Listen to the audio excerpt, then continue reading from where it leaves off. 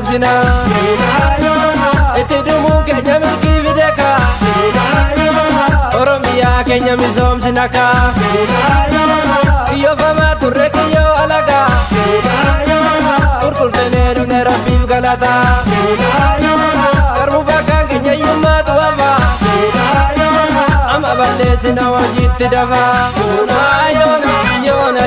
amma yoona jijjiiramaaf kan eeginoo barana yoona amma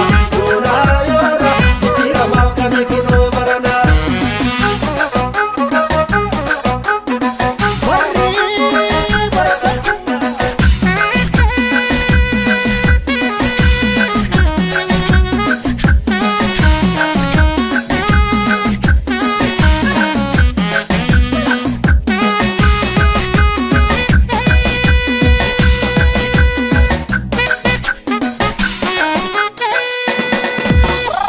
Garbama baru tokuma tidura kai wati wayai mitu garbama baru tokuma tidura kai wati wayai tidura kai wati wayai tidura kai wati wayai tidura kai wati wayai